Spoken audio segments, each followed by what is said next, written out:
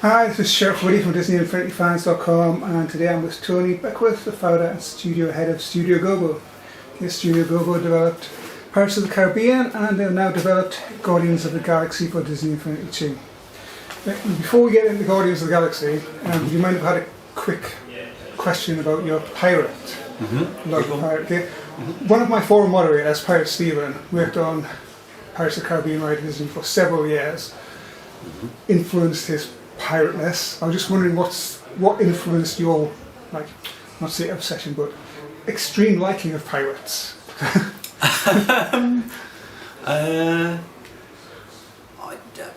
don't think there's anything that influenced like an extreme liking of pirates.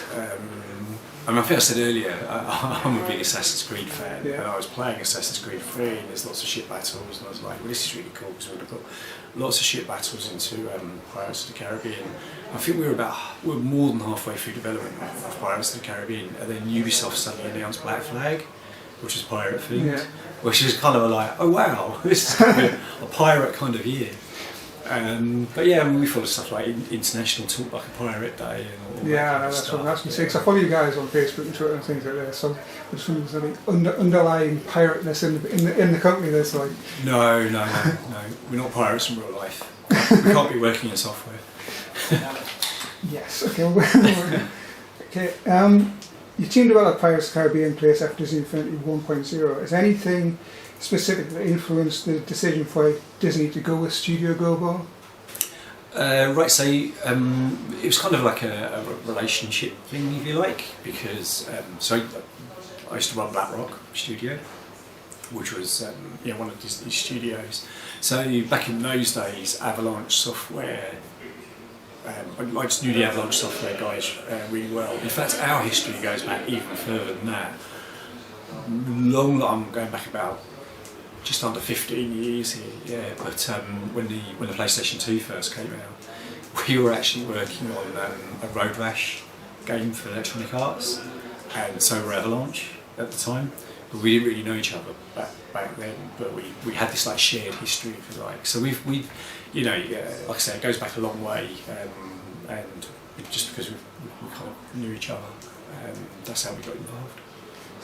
Previous experience of your work, and you knew how awesome it was, basically, yeah? Yeah, absolutely. Yeah, and to be, we'd used their tools before, we'd seen their tools and stuff like that, so we were quite familiar. So, would you say that there's anything different that your team does when they're developing, like, a playset compared to how Avalanche goes about it?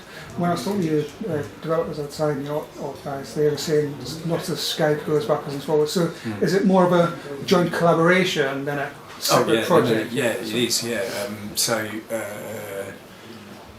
When you see the Guardians of the Galaxy playset, so we have a couple of guys we interface with every single day at Avalanche. We're very, very closely tied in. It is, like, as you say, a collaboration.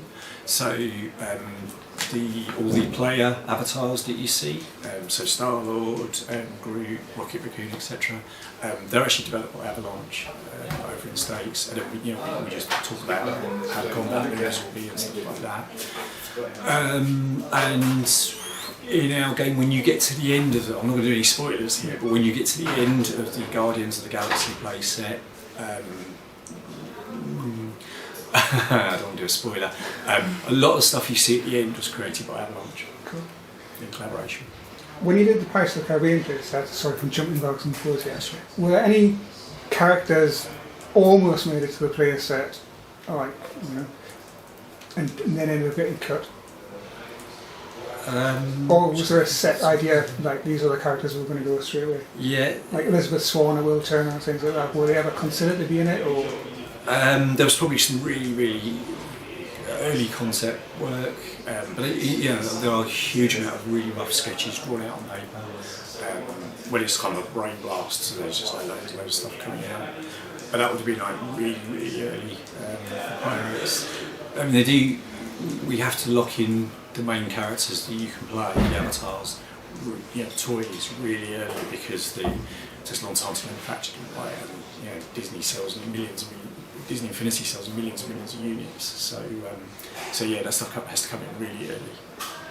Okay, you were saying about the crossover characters when you did your talk earlier. Can you just clarify again? So who crosses over from Avengers and into Yeah, so Guardians? each playset has two crossover characters that can come in from other playsets. So for Guardians of the Galaxy, the two characters that can come into our playset from other playsets are Iron Man, can come in from the Avengers playset, and Nova can come in from the Spider-Man playset. They can come into Guardians of the Galaxy.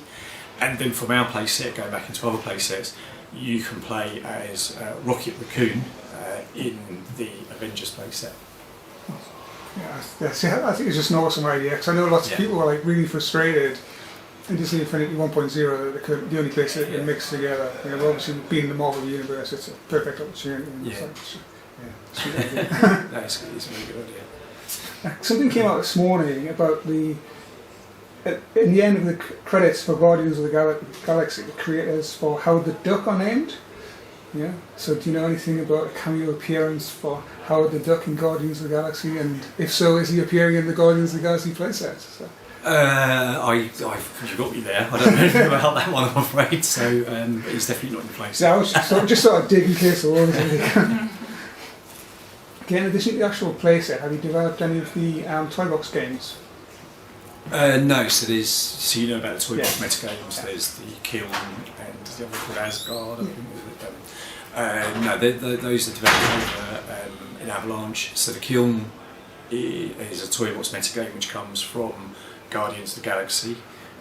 They use all of the cool things that we created for our Guardians of the Galaxy playset, but they've got it kind of, you've probably seen the screenshots from a three-quarter view. It's a dungeon, a dungeon crawler.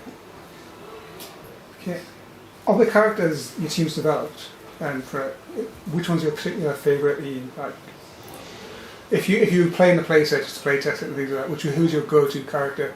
It is Rocket Raccoon, because I just think he's just funny, right? I mean, he's this tiny little thing that you think should be rubbish, and then he's got his big ass guns, and he's actually really powerful. Well, he's powerful from a distance. You don't want to get close to enemies with Rocket. He's terrible at melee. Yeah, but from a distance, you can really shoot. Okay, so of the playsets that Studio Gobo hasn't been involved with, which is your favourite to play yourself? If I had to choose favourite, so this would really be sweet. Yeah. If you're having some friends around and they want to play Disney Infinity and you weren't allowed to play a Studio Gobo playset, which one would you go with? So there might be some guys that have actually or kill me. No, my favourite is Spider-Man. Web swinging, the web swinging Spider-Man it just feels so natural. It really works well. Okay, now about your favourite Disney Infinity character, I'm going to say Rocket Raccoon again, is it? For the whole of Disney Infinity 2.0? So far. Obviously not mentioning anything about 3.0 for next year. So. Just trying to think about what's actually been announced for 2.0. So maybe an unannounced one. Of the ones we know about when this goes, so there you go.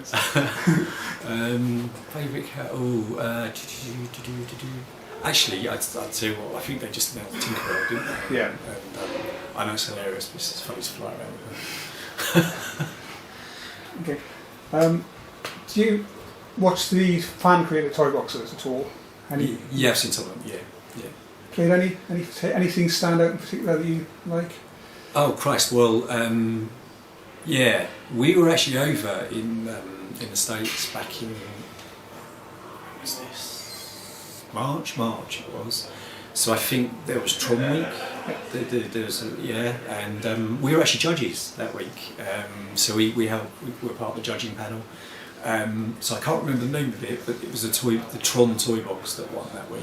It was Winning Tron toy box. So our forum members were pleased with that one. We were really impressed. I mean, so there was me and one other guy from Gobo, and we sat there and we were going through the different toy boxes. And when we got to that one, instantly within the first 30 seconds of playing it, we're like, wow, this guy really understands how to use space. You know, he gets it. You know. Yeah, so what do you think about how the Disney Infinity fan forums has grown from something from this little Disney Infinity last year? Do you lurk on the forums at all? We've got several Avalanche studios that have actually signed up and are known. So. We go on there from time to time, and I mean, so I'd say the thing for us. So obviously, last year working on Pirates, we were on we were a launch playset, so we were you know, all the PR was out. I'm Tony from Studio Gobo. It's great to have been able to show to Disney Infinity fans today our Guardians of the Galaxy playset. Thanks a lot. Cheers, Tony. Thanks for having us.